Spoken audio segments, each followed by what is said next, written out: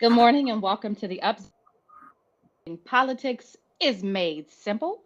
We are your two, Tisha S. Doyle, and I am a former city council member with the city of Fayetteville. And I am always so excited to be seated in the presence of Mr. Elmer Floyd, former House Representative for District 43 for the state of North Carolina. Good morning, Mr. Floyd. Good morning, and I'm going to give you the amount of money of zero for that recognition. I'm a That's all cash right. app it to you. Cash app it to me. If people only knew how much we have learned about Cash App during this forum, right? Because we Yes, have been paying out these advertisements and but it's we've been good trying though. to It's good. absolutely, It's, absolutely. And Mr. Floyd, I love the fact that listen, I love that you know how to Cash App. It's my favorite thing that you Cash App me. well, you know, not that I want to now, you know, but Believe me, I it's a know. responsibility. I understand. And thank you for not being a penny pincher. I appreciate that because even though we don't have any money, the little bit of coins we have, we don't mind investing to make sure that we let the public know about what we've got going on. So, what do we have going on this evening, Mr. Floyd? Well, I think that you know, we have our candidate forum this afternoon at 6:30 to 8:30. Yes, yes. And how, what, like, let's talk about it. So, we've got the candidate forum. It's going to be online. So, if Yeah, people want to, if they want to observe what this candidate forum, they will just either come to our Facebook page at 6:30 or go to our YouTube page. It will stream live on both and they will be able to hear from the candidates. that And would be we don't do free advertising, so we're not going to mention the names of the person who will not be the name of the person who will not be there.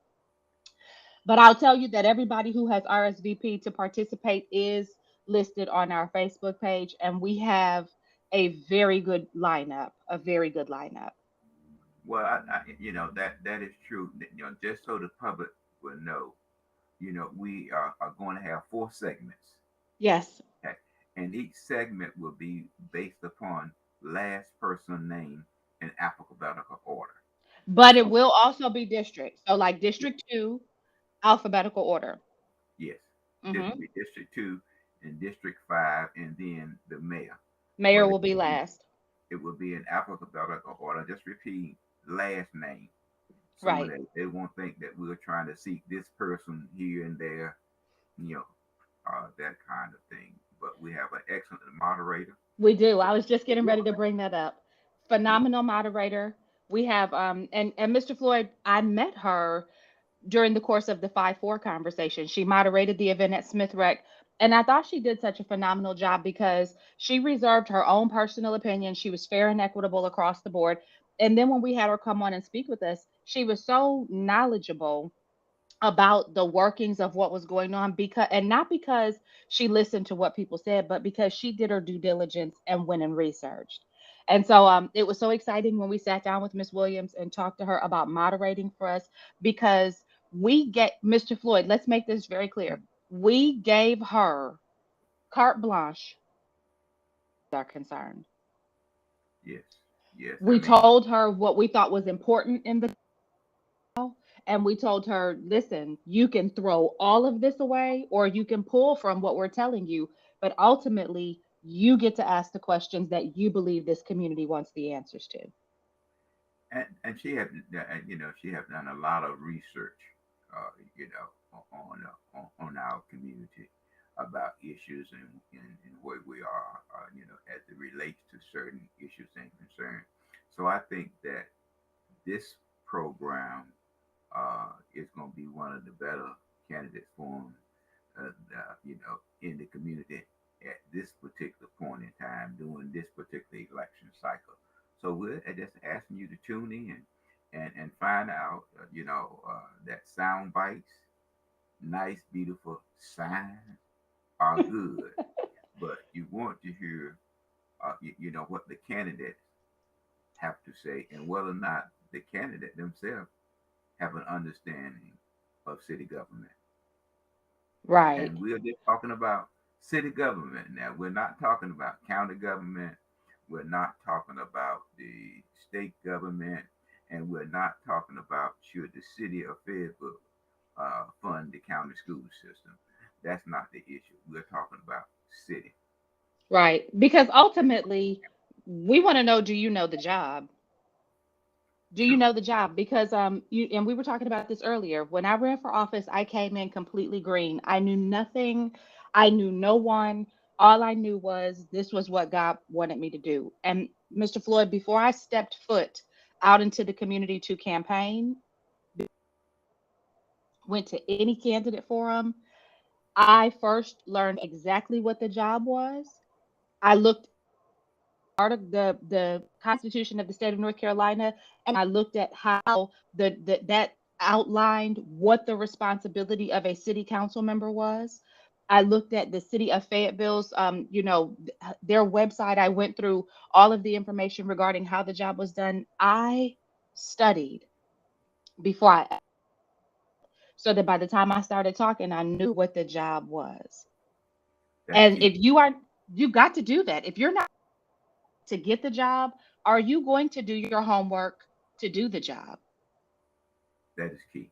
And That is that's what we key. want the public to see tonight in their selection of the person that they want to see to represent them in District 2, 5, and at the Melter level. Mr. Floyd, why are we? Because some of these forums, we're noticing that they are inviting all of the candidates. We're particularly inviting districts 2, 5, and the mayoral race. Well, those races have more than two persons. And Mm-hmm. so you have more than two persons, you're in a primary. And so without, so we looked at the person who that have primaries. And in District 5, I think, in District 2, I believe they have 7 members, Right. 7 persons seeking, that seat. And in District 5, I think it's 4. And the mayor race, it is 4. So, Mm-hmm. so we just decided at this particular point in time that those races are the important races, but quite natural after they finish the primary, then it shifts again to all the candidates, all 9 of the candidates, and the mayor, and that's sort of a large stage to have, and it's real time consuming. For instance, I went to one Saturday, and I think that it was 2 hours, and I think that we were just about somewhere about 50 or less percent I mean time left to go through the full agenda. And And see, I'm concerned, and we've set ours for 2 hours, and we've only invited the people with the primary, and I feel like we could have done 4 hours, and it's still not been enough time. So I just, but it's it's too time many consuming people to. It really is. to set people to set people there to set people for I mean you have to look at it to set people in place for 4 and 5 hours there. I mean, it's good, but you have to listen. You have to look at your audience, and most of the forums are attended by people that is 35 and plus. Right. And so we've managed to, everybody should get equal time. Everybody has been invited. I want to keep saying this because my objective is to hopefully have this aired on a local radio program. And so we follow the rules that apply to the radio. We invited everybody, multiple point touches, sent them an email, sent them a letter. So we've been fair. We removed ourselves as moderators, removed ourselves from the question making process. Really, we're just providing our platform so that our community can hear from their candidates. Everybody should have equal time. We've broken it up into four segments, two for District 2 because they're so large. Then we've got District 5, and then we've got the mayoral seat. And so you will hear from everybody. There will be, of course, everybody can't talk for forever because we want to keep this in a 2 hour window. Hopefully, what this will do is introduce you to these candidates, provide you some insight into how they think, and afford you an opportunity to form questions that you yourself can then go and ask as a follow up, should you so desire to do that. I want to thank City View today for picking up our information and sharing our press release. I have not seen, I sent the press release to all of the media outlets. I've only seen it come from City View. So I want to thank them specifically for sharing that information. Mr. Floyd, we said that we wanted to make sure that people know how to do the job. Let's get into the gritty in the city and the word on the curb and talk about knowing how to do the job. Look at the conversation that has transpired around. Now, listen, Mr. Floyd, let me just say this. We talked about this youth ordinance on. 8 of the 10 council members were like, we want it, right? Lock, stock, and barrel, ready to go in there and vote. Now, let me tell you one thing I know for certain, and two things I know for sure. A politician is not going to look at a room full of people holding signs that say no curfew and then turn around and say, we're going to do it anyway. So, kudos to the citizens of this city for showing up and showing your support for not moving forward with this ordinance. Thank you to Dino. Thank you to Mario, for both city council members for District 3 and District 8. I'm pretty sure. Yeah, 8. Thank you to both of them for saying no. Now let's talk about it because this to me was a prime example of people not knowing how to do their job. What did we see Well, happen, Mr. Forward? after I listened to the presentation, and then I began to see that it wasn't well thought out. You know, as an example, the word kept using, this is a tool in the toolbox. Well, when you are looking at, and then communication one is saying that the county is enforcing it. Well, the county enforces it in the unincorporated areas of the county. But when And you, is the county enforcing it?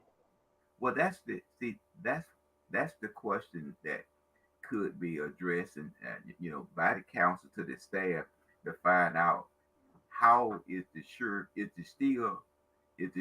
still putting a lot of emphasis on the enforcement of that, or they're putting emphasis on the cause, that they receive. For instance, Mm-hmm. when when you look at it, it was saying that the chief or his person will then determine whether or not a special use permit is given Right. to a person. And if that person is denied, then he or she has 30 days in which to appeal or petition the court. Well, Tisha, I mean, the average person don't know how to petition the court. So Right. you're going to have the DA involved. You're going to have the chief judge involved. You're going to have the clerk of court involved. You're going to have the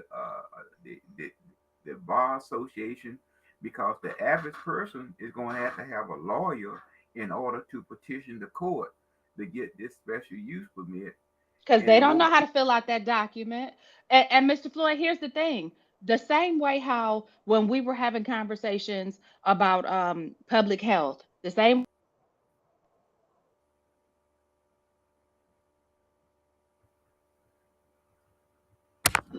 my can't hear you, phone Chief. started ringing. My phone done started ringing, Mr. Floyd. I usually turn it off, but apparently I didn't do that this time. But the same way we card ring before the council and we, ask these questions publicly. I want to see the council do that with these players that you say are going to have to be involved in this.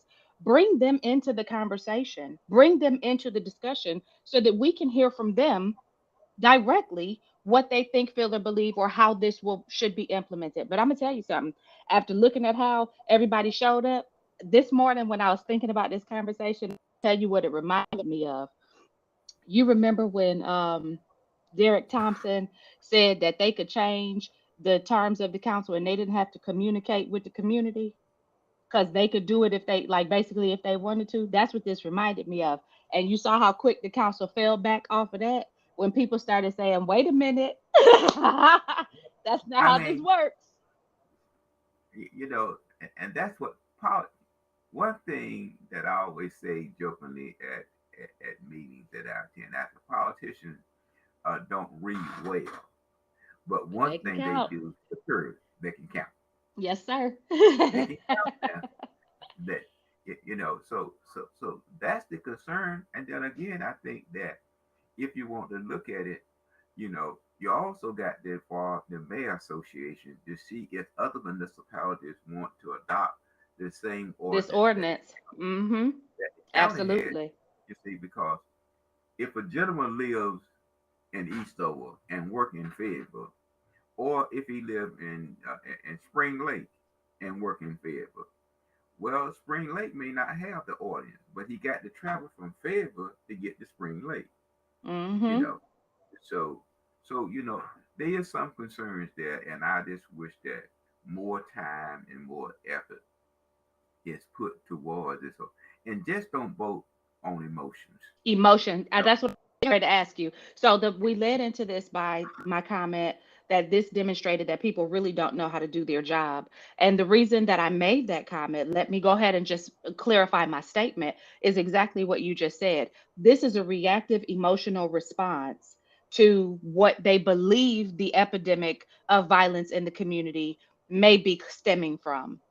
And so, what you see this council doing is having an emotional reaction to try and quell this issue, when in reality they needed to do their due diligence. You do not create an ordinance without knowing all of the parts of how it works. That is, you are a lawmaker. Now, if you are listening to this and you are a candidate who is running for office, you need to understand that your role is lawmaker, not emotional problem solver, not community activist. You are a law maker. And in order to make laws, because laws are usually enforced by some agency, in this instance, it is the Fayetteville Police Department and potentially the sheriff's office.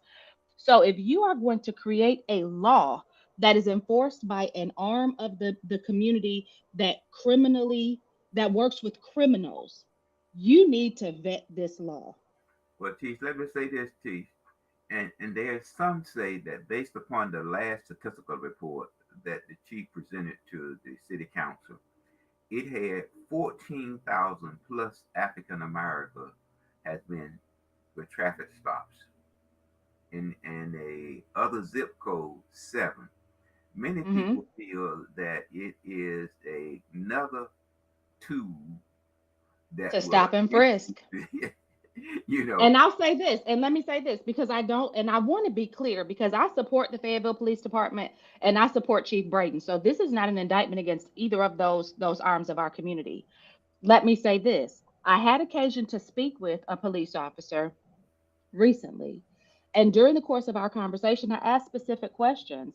And one of the questions that I was asking was, how do you feel that the police department's morale is under Chief Braden versus under Chief Hawkins? Because remember, that was a big issue. And let me say this as a sidebar, because I like for us to be the first to put it out there, Mr. Floyd.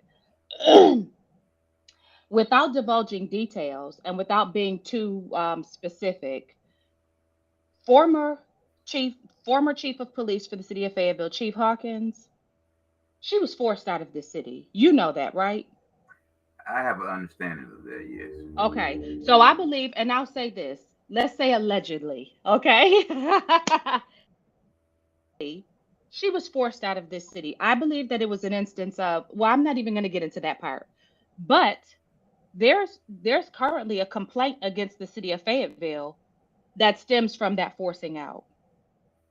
We're talking about our city needing a strong city attorney. This is an instance of why. So as these allegations move forward about the morale of the police officers, and there were always two camps. When you would talk to the police, there were two camps. My question was, how's morale? Here's the response I got. Under Chief Hawkins, things were very reactive. I don't know if that's true, false, or what, but this officer said things were very reactive. They said when you think about a pendulum, you don't swing from one end of the pendulum to the other end immediately. So the other end would be proactive, right? But this particular individual believed that Chief Braden is trying to work in the capacity of being proactive versus reactive. Now, I will say that I believe that there's some middle answer between these two camps. We yet remain to see what that answer is, but I just want to let it be known that the city of Fayetteville has not heard the last of Chief Hawkins, and we'll just let that sit there. And you all pay attention and watch and see. A lot of this will probably happen in closed session because they call it a personnel matter. But just watch and see. Keep your ear to the ground because certainly this is a big deal. This is big news, and it will have some effect on our community. But back to what we were talking about with the city of Fayetteville, I just think that they need to learn how to do these elected officials need to learn how to do their job, Mr. Floyd. They need to Well, understand the capacity of research. and and, and that's the key. Is that if you want the audience, then look at how you were going to do that based Yes, upon research and documentation period. there. Now, Judge Wheat indicated that it just doesn't work, and other data across the country indicate that it just does not work. So Mr. Floyd, can you invite Mr. Weeks onto our podcast? I really like hearing his perspective. Can you invite him on? I'll do my best to get the gentleman. Thank you. Thank you I so mean, much. he made it very clear that there is a problem, and the Yes. thing that I don't want to see is more African Americans being stopped. Now, the key thing of it is, before we move on, is Yes. that it's hard for an officer.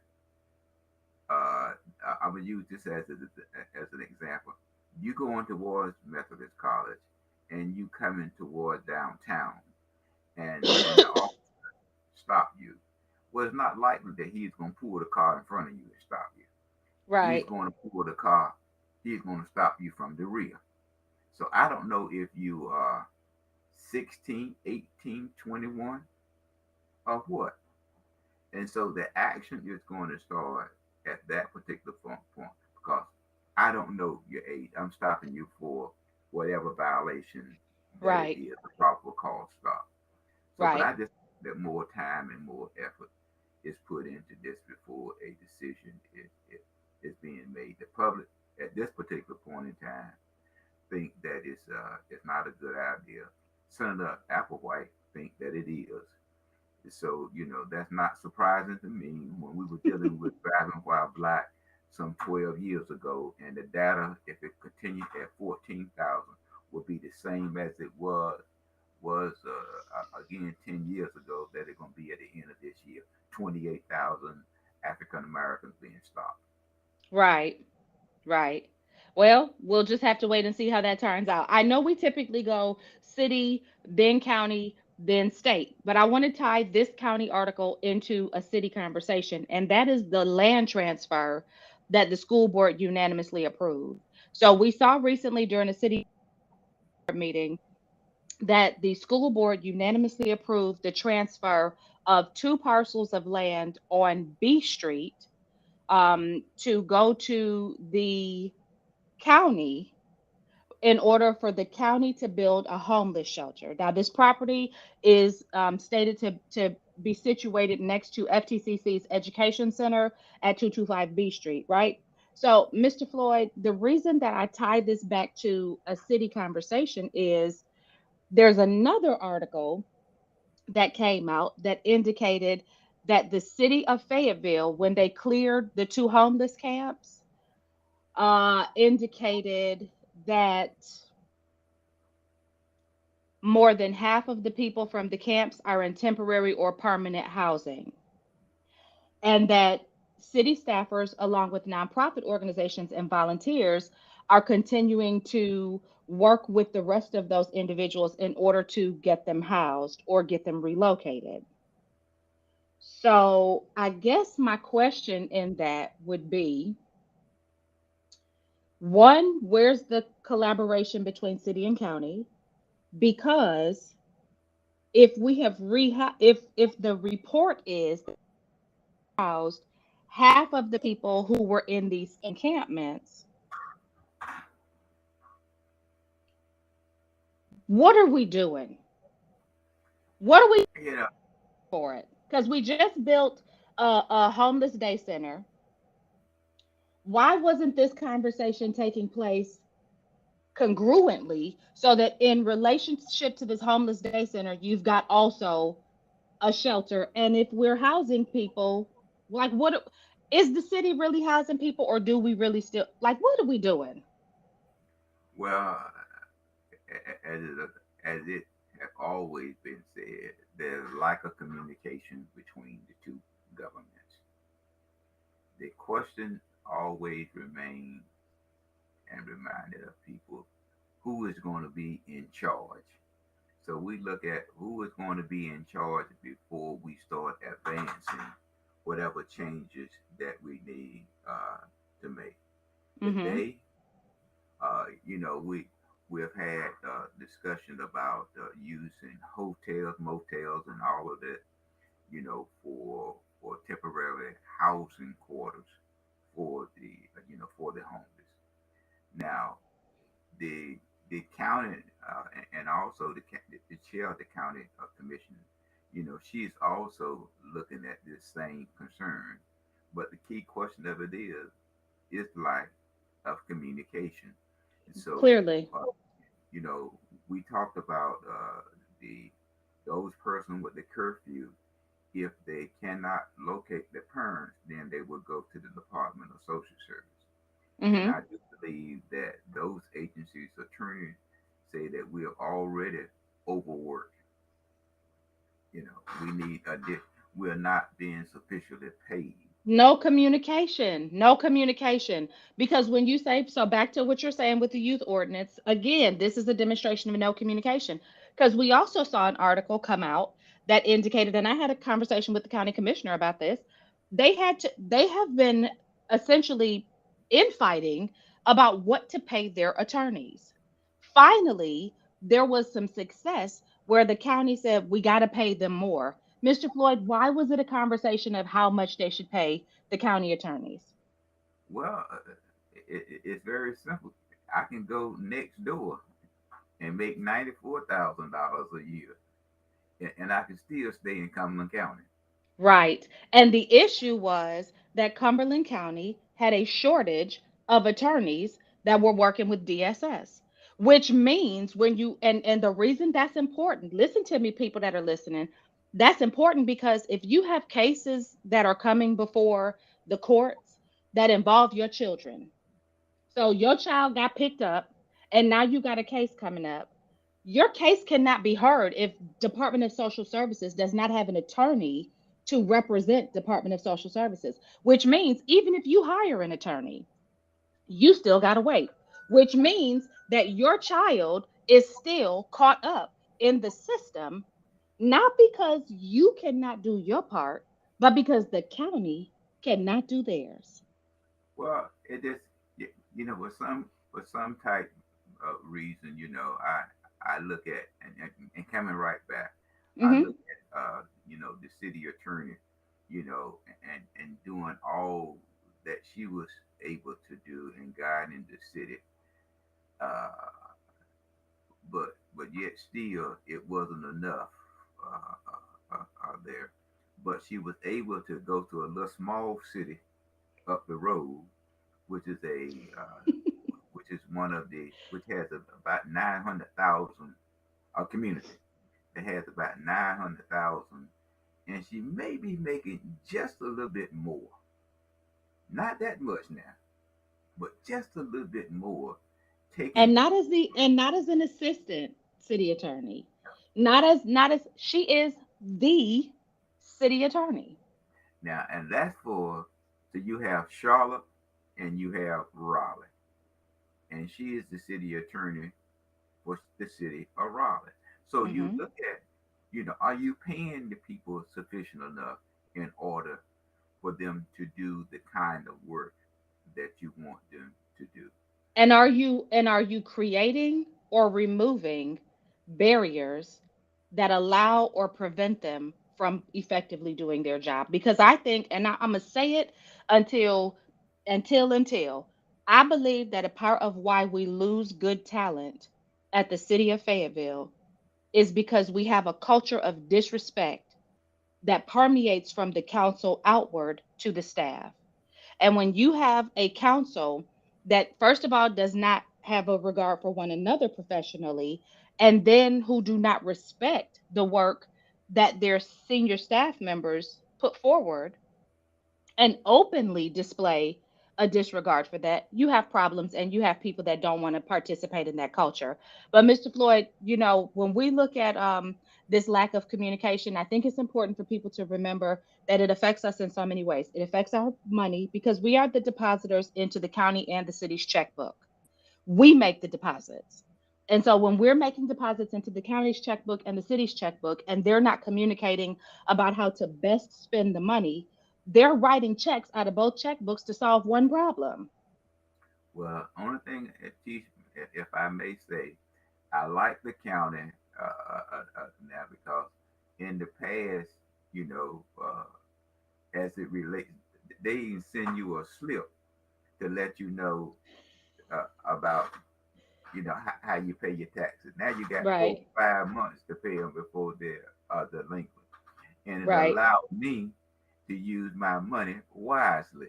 I don't have to Absolutely. send the county all of my money At at one one time. time for them to use it. So I'm thankful. I'm grateful. So what I just do, I just take it and divide it by 5 and send it to the county at the end of the year. My taxes are paid, and they truly spend it as they will. As they will. And look, and the only say we get is when we talk about it right here. So let's talk about you have an update as far as the MLK Park. Let's jump back to the city of Fayetteville. Go ahead and give the people that update about Well, MLK Park. there has been some discussion from community individual about where is the park, the development of the park. Mhm. Well, you know, the the MLK committee is going to provide the city of Fayetteville a resolution. In that resolution, it will have the developmental plan for the park itself. Once the city receives that, then the city is going to let out a bid. From that particular point, the city of Fayetteville will manage the project going forward, which is good. So the King Committee won't have to say that Mary Johns is the one that's spending all of the money. So the city of Fayetteville is going to manage the project. They just waiting on the documents coming from the engineering, so that they could let out the bid. So we should start seeing something real soon as it relates Mhm. to the development of that park, because Brother Wilson spent a lot of time in the development, of that park, because the first $1.5 million was in the budget. The governor vetoed that. So the second one was put in by Senator Levere, which was 2.5. So if both of those could have hit, they would have gotten about $4 million from the state for the development. But they was able to get money from the city and the county. So in that, but if they had gotten the additional 1.25, that's what Brother Wilson said, that it would have taken about $8 million to do the construction of the park. But we're moving ahead with that now. Mhm. So I want to jump right back to the school board very quickly. Um we talked a little bit about test scores in a previous podcast and about the failing scores, right? I want to highlight Mr. Floyd because I just think that sometimes we need to challenge people to just do better. And one of the things that was highlighted out of a recent meeting of the school board was that the curriculum committee did give an in-depth report about the test scores for our schools, okay, that were released to the public. And if you need some help finding that, let us know. We'll help you find it. Uh, and Cumberland County, even though 27 of the schools in Cumberland County are on the list of non proficiencies, okay, Hmm. Cumberland County is not considered a low performing school district, which makes me beg the question, what has to happen for a county to be considered low performing? Like, does your county have to just be failing everywhere in the schools, or like because Mr. Floyd, if I run a business, I run a business, and if the vast majority of my employees were receiving bad remarks when they went out to service, and not, let's move it from employees. If I ran a franchise of businesses and the vast majority of the comments back about my franchisees was negative, wouldn't we consider that a failure? Well, when you look at, I think we got what, about 84 schools. Okay. I'm not. I can't. Of those 84 schools, I think 30 of those schools receive a D. That's failing. I mean, I don't know how. I know people say F is failing, but then even when you look at the numerical values, Mr. Floyd, it's not a 10-point scale. Like when you in school, it's a 10-point scale or it's a 7-point scale. Usually, like a 93 to 100 is an A. No. So when you talk D, like a, go ahead. I mean, but education is a process that not only the school has that child for about 6 to 8 hours a day. Mhm. The parent have access to that child the remaining time, and so Mhm. it's a it had to be a partnership. Absolutely. Give you the information to help that child grow, but I need the home in order to help reinforce. Absolutely. But when you But look we can't keep calling a failure a success. We just cannot continue to do that. We got to be honest and realistic. But when you look at the factors, Cumberland, I mean, the state of North Carolina has 115 school districts of 100 Mhm. units. Okay. In there, Cumberland County is a tier one community. They are in the 40 bottom of the 100 counties. So we need to look at economic opportunities. Uh, But that you don't get economic opportunities if you don't have a developed workforce.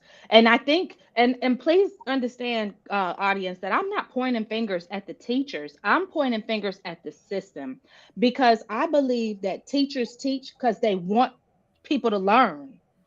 I think that their hands are so tied by all of the bureaucracy that they are not able to effectively do what it is they desire to do. well, in one instance, what the teacher is driven towards is certification. Absolutely. Okay, they have to be at this point by December 1. Right. They had to be at this point by December, I mean, by January 1. And Right. in the school, before the kid was taking, I believe it was taking the test, I think it was before or after the Christmas break. And that was creating a problem that they had a lag in between the test scores. So, so overall, when you got 84 schools and you're a tier one community and you have 30 that's at the bottom, there's opportunity for for improvement given the right circumstance. That and I'm a strong believer is that you improve the caliber of school if you have it central office driven, not site based driven. When that the school, it sort of like manage itself, not Mm-hmm. manage itself, independently. But that's a if you need a math teacher, I'll send you one from central office. Okay, and that math teacher may be the top of the line, but it will go to this school, without. In some instance, the person say, "I prefer to teach at X." Right. So, So it's not politicized, and the poor performing schools are not penalized. But Mr. Floyd, I'll tell you this, and then I believe that there needs to be a revamping of the educational system, and probably not just in Cumberland County, probably not just in the state of North Carolina, probably across the nation of the United States of America. I think the reason that we probably won't see that is because when you properly educate people, all this garbage that you see happening in terms of our national political structure, you don't see that kind of garbage when you have a properly educated community. All of the reactionary policy and the money, oh my gosh, the money that prisons make off of imprisoning an uneducated population, because that's really, remember this community, they start gauging how many prisons to build based off of, Mr. Floyd, do you know what grade? third, Third grade. They began to calculate the number of prisons that they will need to build based upon academic performance by third graders, which means when we, and people don't talk about this as much as they used to, but that school to prison pipeline still exists. And it's such a, prisons are such huge money makers, and so many of them are privately owned by a lot of the people who make the policy. And it's just, it's well, all about what, Mr. Floyd, what should I say? Follow what? the dollar, follow the dollar. That's But all I got to say about that. the unique thing that really opened my eyes about the correction facility is when a little small city down there on the South Carolina borderline was willing to put up some money to have a high rise facility located in their community. It created 435 jobs and it houses 1,000 citizens. And on a daily basis, there's about 33,000 persons in our correction institution on a daily basis. So Mm-hmm. it's a money driven institution that, like you said, it looked at grade three, going forward. So Mm-hmm. education to some people, some say in the state budget 55%, some say 58%, and some say not enough. But when Mm-hmm. you get the amount of money that is given towards education, maybe 1 to 12 community college and 4-year colleges, it takes up about anywhere between 13 to $14 billion of the state budget. Yep. And Mr. Floyd, the long and the short of all of this is, and I'm gonna say what you just said again, follow the money. That's all you have. Because that's it. Because if you start following, you don't have to follow the politics, you follow the money. And when you start figuring out where these dollars line up at, it'll all start making sense in the end. And then you stop arguing about stuff that at the end of the day doesn't really matter, because it's all about following the money. That is true. So now, Mr. Floyd, we also talked about, let's talk about following the money again. We talked about how these challenges, remember when the COVID shutdowns happened? Uh, a lot of businesses were told that they had to close. No ifs, ands, or buts. One of those businesses was some bars, right? And so they got together and they decided, well, we're going to launch a lawsuit because they were negatively affected by this shutdown. So, what we're seeing is that these lawsuits that were filed, there were some appeals made, because typically the government is shielded from certain types of lawsuits, right? Hmm. Now, in this instance, we saw these bars go ahead and launch this lawsuit, and we saw that the Court of Appeals on Tuesday, in a 2-1 decision, decided that this action that was begun by these bar owners could not be stopped under this legal doctrine that exempts state government from most lawsuits. What does that mean? When we hear that, Mr. Floyd, what does that mean? When we're hearing Court of Appeal say carry on with this lawsuit, what is the impact of that? What does it mean and what's the impact? Well, we're looking at whether or not a branch of government can have an adverse effect on businesses. Yes. Okay, that's a simple way uh, to put that. And when you look at one party over the next party, you will see that the Republican Party looks at dollars and cents. Mm-hmm. So they are concerned about that. And when you mentioned the Court of Appeal, the Court of Appeal sits 15 judges, and they hear cases in threes there. So in that, we lost in the last election. We did not get a Court of Appeal seat. And we being who, Mr. Floyd? The party that I'm affiliated with. I mean, please. I mean, the party that I'm affiliated with. We didn't get not one seat. So you don't expect, you, you know, you simply, well, we didn't win any seats. So this Absolutely. is just the offspring of that. And if you notice, going back with COVID, now the trend now, it is uptrending, but back, they sort of took away some of the power that the governor had as it relates to implementing some of the things that has an adverse effect on these businesses that you're talking about. So Mm-hmm. now that change would allow those businesses a little bit more latitude, and the court Mm-hmm. system may provide them the assistance that they need. And interestingly enough, we see House Speaker Tim Moore and Senate Leader Phil Berger listed as lawsuit defendants, even though they didn't actively participate in the appeal because of the issues addressed. And so, again, this breaks down, like you said, to some real, like along party lines. And I will say this, and you said it earlier, and I want us to go ahead and just put this out to our audience. There's a lot of discussion about some COVID restrictions coming back into play. So I will tell everybody, go buy your toilet paper. Don't buy it all. You don't need it all. You know, get your house in order. Get your cleaning supplies. Get the things that you, if you don't clean your house anyway, don't worry about going to get anything. But if you do that, make sure that you have the things that you will need. I think that it is wisdom if you have those things, regardless of whether these COVID restrictions happen or not. Get your house in order. Be prepared.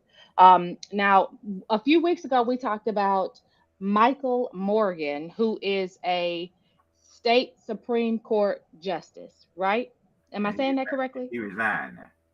He Form, did. form, He form. did. He resigned, and we only talked about his resignation because that was the only information that was outward facing.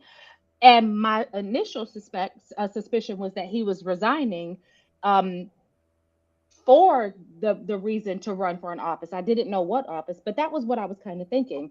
So now we see that he did resign in order to run for an office. Mr. Floyd, what office is he seeking? Well, he wants to run for the governor. Now, bear in mind now, if he steps down, He that has stepped will allow, down. yes, see, yeah, you got to look at the strategy behind it. Him stepping down would allow the governor to appoint a person to fill his unexpired term. That person who was appointed will become then an incumbent, Hmm. in the 24 election. Now, Mr. Morgan is going to run against Josh Stein. That's the only candidate, that the Democrat candidate we know of. Hmm. Josh has over $8 million in his campaign. Hmm. So what Robert would have to do in order to compete with Josh, he would have to raise 1 point X million dollars a month just to run side by side with Josh. And it just so happened that minority candidate just doesn't raise as much money as the other zip code does. Do you think that they have selected, because Mr. Floyd, like you said, there's always a strategy, right? Do you think that Michael Morgan was selected as the Democrats' response um, to Lieutenant Governor Mark Robinson? Because when you look at it, the optics of it, you now have a black man that's a Democrat who is positioning himself to run against a black man that is a Republican. So, do you think that it's a strategy intended to kind of play on the optics of this election? Or do you really think, like, what are your thoughts about that aspect? Ephesians 6:5. Okay, now, let me answer I'm you that way. I'm getting ready to read this to our audience because you have referenced this. Go ahead. It's Ephesians 6, verse 5. Go ahead. That's all. That's all I'm gonna say about Morgan and Steins and Robertson. Because Robertson is the leading candidate in the Republican Party, and the Republican Party see Robertson at this particular point is very electable. So they are Mm-hmm. going to put their dollars and cents behind him. Although Jerry, what's his name, the treasurer put in $1 million of his own money to run for the governor. So Mm-hmm. we'll see the outcome, and then again, you know, Stein on this side Mm-hmm. uh, knows that if he has a D in front of his name, he is going to carry over 90% of the African American vote. So does the same hold true for Michael Morgan? Again, read verse Ephesians 6 and 5. Yeah. Okay, you know And let me because say this, because y'all know y'all know I love the word. Let me say this. Mr. Floyd is using this as a facetious application of this text, is that people are just going to go along with what they're told they need to do. that's Right. to seek favor. Right. Okay, to And so, seek and favor. listen, and let me say this. I love that you use that, Mr. Floyd, because I want to say this. This is why we are challenged in God's word to choose our master correctly. Because if your master becomes this world, if your master becomes money, if your master becomes position or status, then you are seeking and you're serving that master, and you're going to do whatever it takes in order to please that master. Which is why we are always recommended in the word of God to enslave ourselves to Jesus Christ and him crucified, so that because and my daughter said something to me. I'm gonna say this and then I'm gonna let you wrap us up, Mr. Floyd. My 22-year-old daughter said something to me yesterday. She said, I was listening to something and these people were talking about how they were serving the enemy by serving the world, and how they were praying against everything godly. And they heard God say to them, if you are doing all of this to get this little bit that Satan will give you, why don't you turn around and serve me and see what I'll do for you?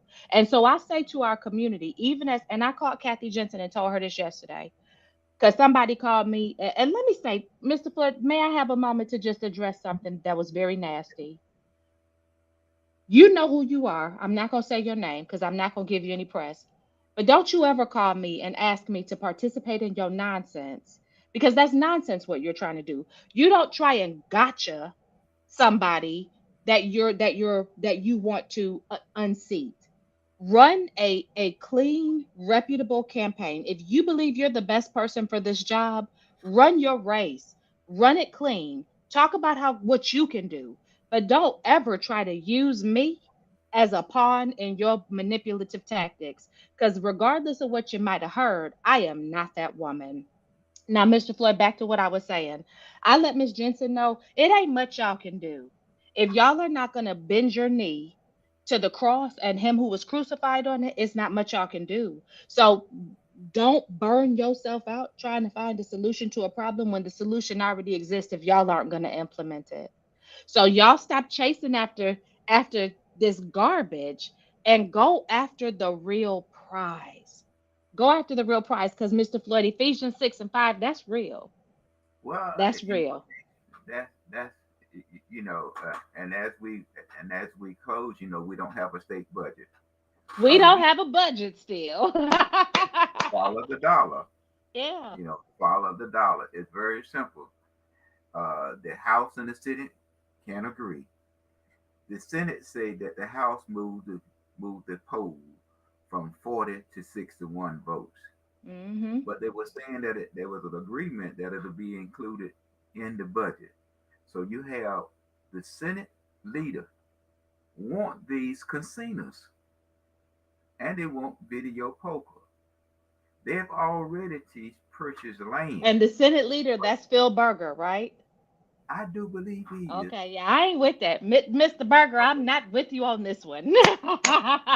So, but the Senate, Berger, believe me, if he wants these casinos, They're gonna hold up that budget don't be surprised if he doesn't recess and come back when there is some form of of conciliation. support. That's right. That's right. Okay, Because Mr. but Floyd is all about negotiation.